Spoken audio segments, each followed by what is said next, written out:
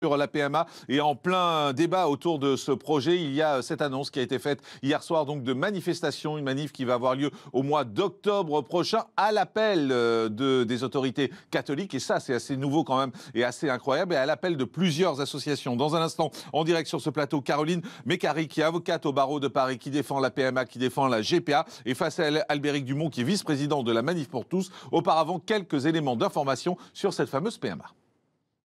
Suite à l'avalanche de réactions qu'a suscité la circulaire en préparation sur la filiation des enfants nés d'une gestation pour autrui à l'étranger. La ministre de la Justice a tenu à clarifier la position du gouvernement aux députés. Je tiens tout d'abord à démentir vigoureusement les informations sur la prétendue intention du gouvernement de reconnaître de manière automatique la filiation des enfants nés de GPA réalisés à l'étranger. Une circulaire est bien en préparation, mais le gouvernement attend en réalité une réponse de la Cour de cassation qui doit se prononcer à nouveau sur cette reconnaissance de filiation. Une fois son arrêt rendu, une circulaire interministérielle sera diffusée aux officiers d'état civil et dans les consulats pour faciliter la bonne application de ces règles. Cette circulaire n'aura en aucune manière vocation à modifier le droit actuel, mais au contraire à en rappeler les termes exacts. À l'heure actuelle, la jurisprudence permet la transcription de l'acte de naissance à l'égard du père, donneur de sperme, et l'adoption de l'enfant par son conjoint ou sa conjointe. Cette jurisprudence est connue et est appliquée par l'état civil et les tribunaux. En plein débat sur le projet de loi bioéthique au Parlement, le ministère de la Justice précise que la ligne du gouvernement reste inchangée. La légalisation de la GPA en France est une ligne rouge infranchissable. Merci, Madame la Ministre.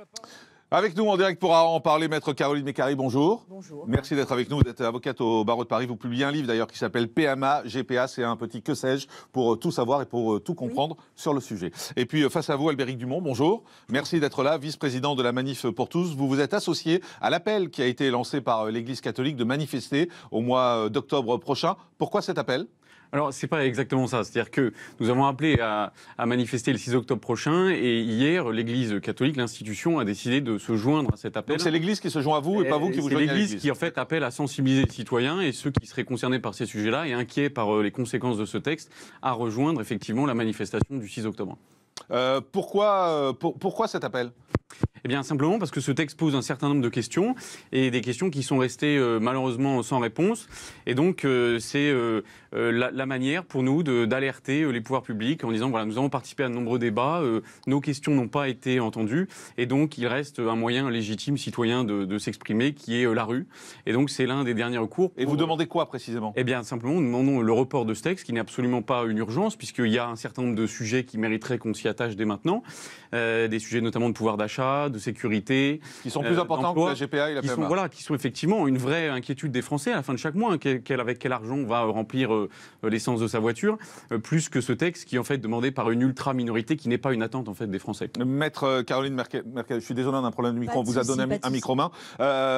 Qu'est-ce que vous avez envie de répondre à ça en disant que ce n'est pas une priorité des Français, c'est une minorité des Français qui a besoin de ce texte ? J'ai juste envie de leur dire qu'en réalité, la minorité, c'est eux. C'est-à-dire qu'aujourd'hui, la Manif pour tous ne représente plus qu'elle-même, c'est-à-dire quelques dizaines de milliers de personnes et pas davantage.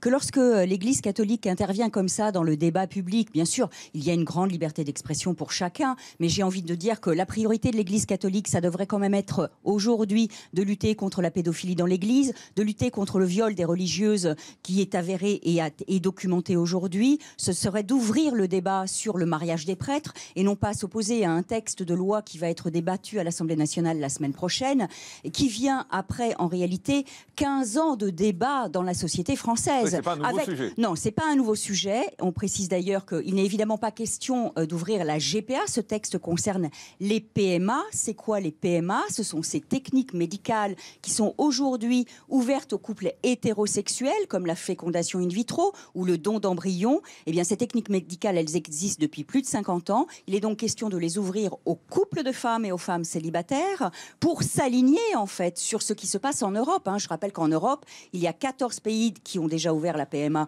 aux couples de femmes, 26 aux femmes célibataires. Donc en réalité, c'est un ajustement du niveau, j'allais dire, de progrès social en France qui va être effectué par les députés à l'Assemblée nationale. Et donc, Albéric Dumont, vous êtes contre le progrès social, c'est ça ? En fait, c'est pas pas du tout un progrès social. C'est-à-dire qu'il y a une technique médicale qui existe pour aider les couples qui souffrent d'infertilité et donc qui ont une maladie, qui souffrent d'une infertilité médicale. Et aujourd'hui, cette pratique est encadrée puisqu'il faut effectivement constater l'infertilité du couple, etc., pour avoir recours à cet acte qui est un acte médical dispensé par un médecin, remboursé par la sécurité sociale. Ce que propose ce texte, c'est simplement de lever tous les verrous qui encadrent tout l'encadrement de cette procédure pour que des gens qui ne sont pas malades, qui ne souffrent pas d'infertilité, bénéficient de cette technique médicale. Et donc, effectivement... donc vous êtes contre le fait que 2 femmes, par exemple, puissent y avoir accès? Oui, tout à fait, parce que, en fait, elles vont concevoir un enfant par une technique médicale sans avoir un besoin médical de l'utiliser. Puis en plus, on va créer quand même un enfant qui sera orphelin dès la naissance. Et ça, c'est une véritable question. Donc, pour répondre à ça... juste sur l'enfant orphelin, parce que... Non, il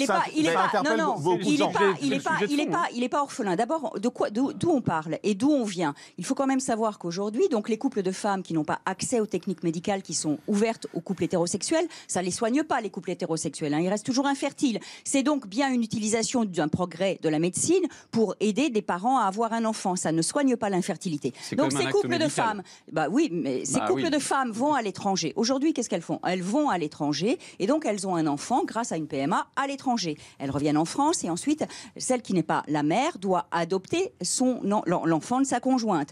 Depuis 2017, c'est parfaitement possible. Donc depuis 2017, légalement, il y a aujourd'hui en France des dizaines de milliers de familles composées de 2 mères avec un ou plusieurs enfants. Et ce n'est donc pas une nouveauté en réalité. Et donc c'est juste permettre que ce qui se passe à l'étranger soit possible aujourd'hui en France, parce que sinon ça crée une discrimination par l'argent. Les femmes qui peuvent aller à l'étranger pour avoir accès à ces techniques et celles qui ne le peuvent pas. Or aujourd'hui, qui nous sommes pour juger de la validité du désir d'un enfant, que ce soit un couple hétérosexuel infertile, que ce soit un couple de femmes ou un couple d'hommes? On n'a pas à en juger dès lors que la technique existe et qu'elle est encadrée, parce que, excusez-moi, le projet de loi là qui est aujourd'hui, que tout le monde peut trouver sur le site de l'Assemblée nationale, il encadre de la même manière les PMA qui existent aujourd'hui pour les couples hétérosexuels. Albéric Dumont, ça vous gêne que 2 femmes puissent avoir un enfant? Eh bien, en fait, la question c'est que 2 femmes ne peuvent pas avoir un enfant, Jean-Marc. Oui, et ça, tous les Français le savent, 2 femmes ensemble ne peuvent pas avoir un enfant. Sans avoir recours à la médecine, c'est clair. Et donc, il ne peut pas y avoir 2 mères pour un enfant. Quand on dit sur un acte de naissance, il va y avoir le nom de 2 femmes. Mais vous confondez toujours le droit et le fait. Évidemment que les 2 femmes n'ont pas... Mais non, le droit, c'est pas le fait, enfin. Le droit, ça protège. 2 femmes sur un acte de naissance, c'est qui a donné naissance à un enfant. Mais non, pas du tout, absolument pas. Bien sûr, bien sûr que non. Donc pour vous, un enfant peut avoir 2 mères? Légalement, oui, absolument, sans aucun problème. Et dans la réalité, il a de facto 2 mamans, il a 2 parents. Donc voilà, vous confondez toujours le droit et le fait. Alors on le laisse répondre, Albéric Dumont. Voilà, aujourd'hui, l'enfant ne saura pas, par exemple, qui est la mère qui a... Vous plaisantez ou quoi? Vous ne connaissez pas les familles homoparentales? Sur le texte, vous n'avez pas effectivement la mère qui a accouché. Donc vous naissez de 2 mères sans savoir laquelle a porté l'enfant, laquelle a accouché. Et l'autre pour nous est le conjoint de la mère, mais pas une 2e mère. Voilà. Bon. Mais il ne va pas savoir, il suffit qu'il demande en même temps. Mais attendez, très clairement, mais ce n'est même pas qu'il le demande, c'est que dès sa naissance, l'enfant est lié à la femme qui lui a donné naissance, donc à sa mère de sang. Et puis il sait que sa mère de sang a une compagne qu'il va aussi appeler maman. En réalité, aujourd'hui, les seules personnes à cacher la vérité sur leur conception, ce sont les couples hétérosexuels qui, grâce au PMA, peuvent faire comme s'ils étaient les parents biologiques, alors qu'ils ne le sont pas, parce qu'aujourd'hui, la loi telle qu'elle est, le leur permet, eux, peuvent en effet cacher à l'enfant que le père n'est pas biologiquement le père, ou que la mère n'est pas forcément biologiquement la mère, puisqu'il peut y avoir aussi un don d'ovocytes. Donc pour être très clair, Albéric Dumont, ce que vous dites, vous, c'est à 2 femmes ou à 2 hommes éventuellement, vous leur dites, vous n'avez pas le droit d'avoir d'enfants ensemble. En fait, la question qui se pose, c'est... Pour être très clair, je pose une question claire. C'est pas le fait de ne pas avoir d'enfants. Il y a un désir légitime, je pense, de tout être humain d'avoir des enfants. Et ça, comme vous le dites, personne ne le juge, tout le monde le respecte. Et je pense que ce désir est légitime. En revanche, Mme Carré pose la question de ce désir des adultes. Nous nous posons la question du besoin de l'enfant. Et aujourd'hui, nous pensons que fabriquer un enfant dans un laboratoire pour lui dire, voilà, tu as 2 mères, tu n'as pas de père, tu ne connaîtras jamais ton père, et toute sa vie vivre en cette absence de père, est-ce que c'est ce qu'il y a de mieux pour un enfant? Moi, je pense que c'est une souffrance. Donc, juste pour être très clair, vous répondez à ma question, est-ce que 2 femmes ont le droit et ont la possibilité d'avoir un enfant? Vous répondez non. Ah bah non, de toute façon, la réalité était... Vous ne voulez pas, en fait. Non, mais vous ne voulez pas. C'est pas qu'on ne veut pas, c'est qu'on ne peut pas. Donc on va pouvoir torturer le droit. Bah oui, on peut.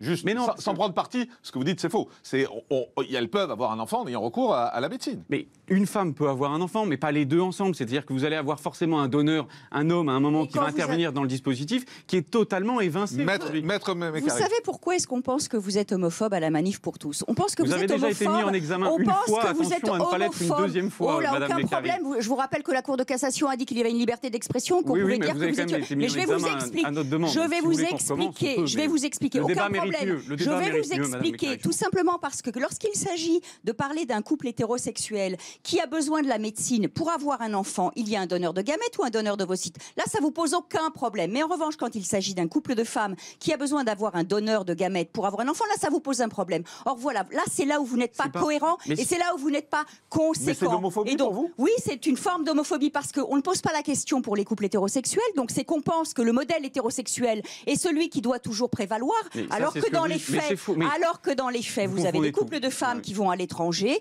et qui ont déjà des enfants par procréation médicalement assistée. Donc vous faites une hiérarchie.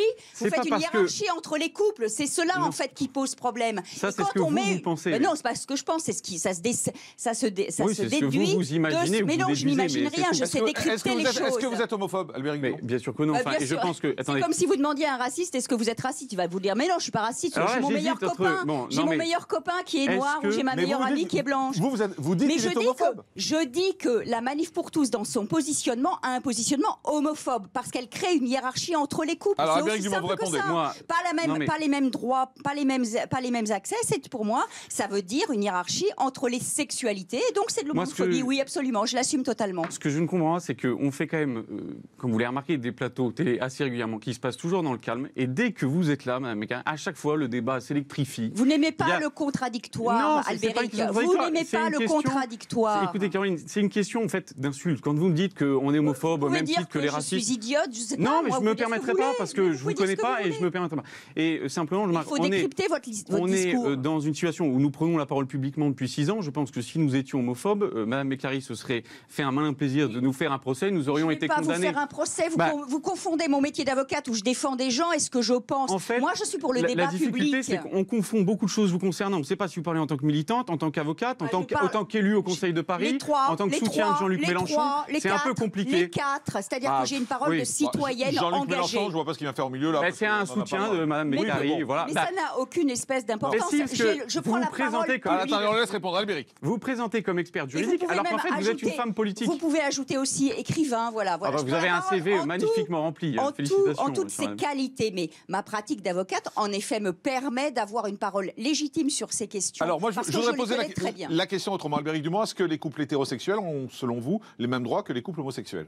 Mais ça, on ne remet pas en cause la question des droits. Non, mais la réponse, c'est quoi? C'est oui. Je reprends. Oui, ils ont les mêmes droits. En revanche, je vais vous citer un avis du Conseil d'État, et là, c'est pas la Manif pour tous qui le dit, c'est le Conseil d'État, que Mme Mécari considérera peut-être comme homophobe lui aussi, qui dit le 28 septembre dernier que pour des questions de filiation, les couples homosexuels et hétérosexuels sont placés dans des situations différentes et que le principe d'égalité, qui est fondamental en France, n'impose pas les mêmes solutions à des gens qui sont placés dans des situations différentes. Donc en fait, couples homosexuels et couples hétérosexuels n'étant pas placés dans la même situation, la loi n'impose pas d'avoir les mêmes réponses envers des gens qui sont dans des situations différentes. Donc le Conseil d'État, on le laisse finir sa phrase. Donc le Conseil d'État dit bien qu'il n'y a pas le principe d'égalité, on ne peut pas s'appuyer sur le principe d'égalité pour défendre ce texte. Donc c'est pas une question d'égalité sur ce thème-là très précis, puisque les couples en fait sont placés de base dans des situations qui sont différentes. Maître Mécari. Ce que je réponds, c'est d'abord d'une part, vous oubliez de dire que le Conseil d'État a dit qu'il n'y avait pas d'obstacle juridique pour que le législateur modifie la règle. On est sur la question de l'égalité, ça n'empêche pas. Et donc le gouvernement a fait le choix politique de déposer ce projet de loi qui va instituer. Eh ben oui, mais c'est comme tous les choix, ça vaut. Qui va instituer en effet l'ouverture des PMA à toutes les femmes dans un cadre juridique évidemment contraint qui instaure d'une certaine manière une égalité. En réalité, aujourd'hui, la seule inégalité qui existe dans le projet de loi, c'est que les enfants qui vont être conçus par PMA avec un tiers donneur n'auront pas les mêmes droits que les enfants qui vont être conçus par PMA pour des couples de femmes.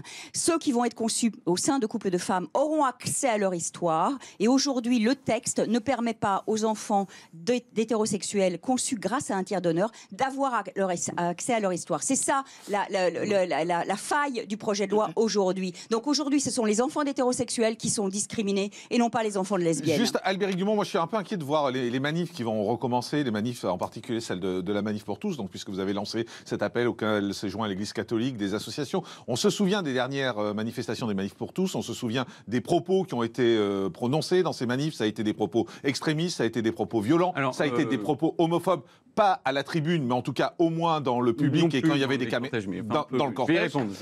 Voilà, et je me dis, vous aviez fracturé au fond avec vos manifs les Français, il y avait une homophobie latente qui a été relancée à cause de vos manifs. Ça va recommencer?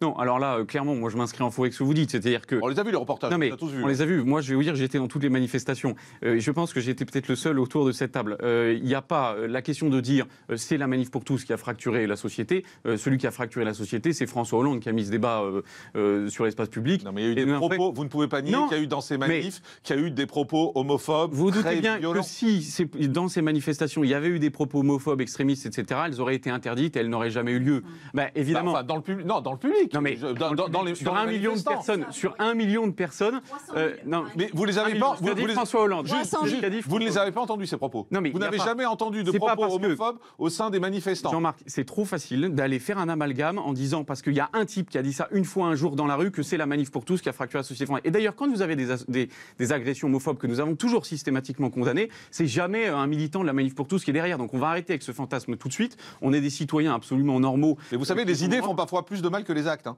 Oui, mais la Manif pour tous, dans ce cas, serait responsable de tous les actes. Enfin, là, il y a un moment, nous, on manifeste. Non, mais vous dites quand même, c'est à cause de la Manif pour tous qu'il y a une homophobie latente dans la société. J'ai dit que ça a remis en valeur l'homophobie dans notre société, la Manif pour tous. Surtout, là, en plus, c'est un débat où l'orientation sexuelle n'entre même pas en compte, puisqu'on parle simplement de filiation de l'enfant et aussi d'un pas supplémentaire vers la gestation pour autrui. Vous parlez, vous, de la PMA pour les couples de femmes, donc c'est bien l'orientation sexuelle. Non, on parle de PMA en l'absence de père, parce que mais oui, mais c'est bien pour les couples de femmes, enfin, soyez pas... Aux couples de femmes et aux femmes seules, Madame Mécari, et aux femmes seules. Et là, on a exactement le même positionnement. Mais il y a une question qui se pose, et je pense qui mérite qu'on y réponde, c'est en fait un pas supplémentaire vers la gestation pour autrui, même si on nous affirme le contraire. Madame Mécari, vous en pensez quoi, vous, de la gestation pour autrui? Non, mais attendez, la question n'est pas de savoir ce dont je pense. La question est de rappeler, d'une part, de rappeler que le gouvernement a déposé un projet de loi qui ouvre uniquement la PMA à toutes les femmes. Vous avez eu dans le reportage précédent que Madame Belloubet a rappelé que la gestation pour autrui. Mais mon avis ne vous importe peu. Vous voulez mon avis quoi? De militante, de citoyenne, d'avocate? Vous le savez très bien, vous avez lu mon livre. Maintenant, je vais répondre à ce que vous avez dit. C'est quoi votre avis? Parce que les gens n'ont pas lu votre livre. C'est quoi votre avis sur la gestion pour autrui? Puisque c'est la question. Ah oui, c'est une vraie question. Je vais vous la répondre.